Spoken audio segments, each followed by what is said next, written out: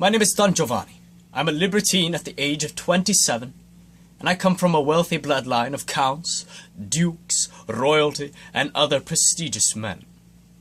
I take great pride in my family, especially my father. He always kept me by his side, and we would travel the world from sea to sea, land to land, seeing everything there was. My father always told me, never let a single thing go to waste. And if I had one, that would be my life motto. I enjoy traveling from country to country, enjoying what the world has to offer me, and indulging in my own little guilty pleasures. The food, the wine, the coast rides on the sea, and don't forget, the women.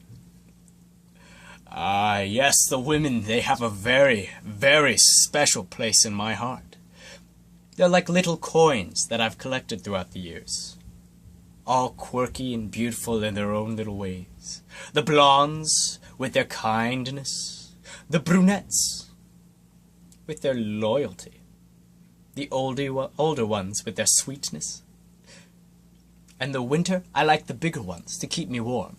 The summer, I like the small, dainty ones, so dainty that I can fit my fingers around their waist as if they were wearing a corset.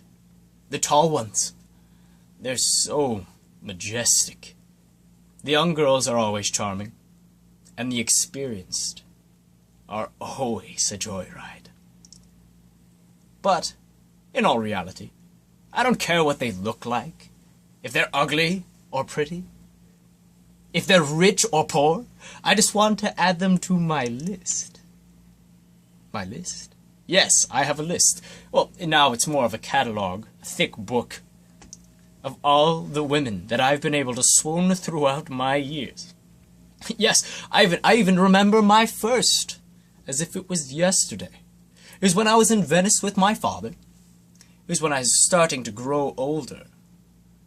My body was starting to change, and my father comes up to me after a few bottles of wine, and he says this, "My boy, you are now the age of 13, and that means you're coming to the age of manhood."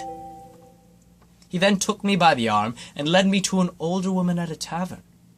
She was wearing a red dress with lips to match, and skin as pale as the moon, her face painted with wrinkles, as though her face was the waves of the sea.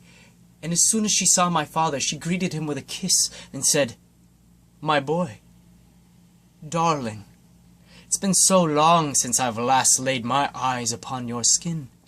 Are you here for my company?" "Not this time," my father said. "This boy demands your company," as he said, as he gestured towards me. "Ah, fresh one we have here," she retorted as she took me to the back room where she began to undress.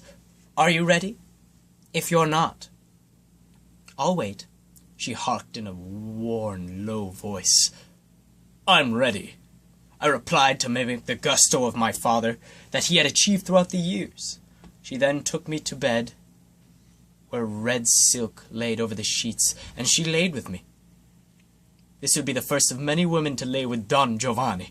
Matter of fact, there was another 639 in Italy alone, 231 in Germany, 100 in France, 91 in Turkey, and in Spain, 103.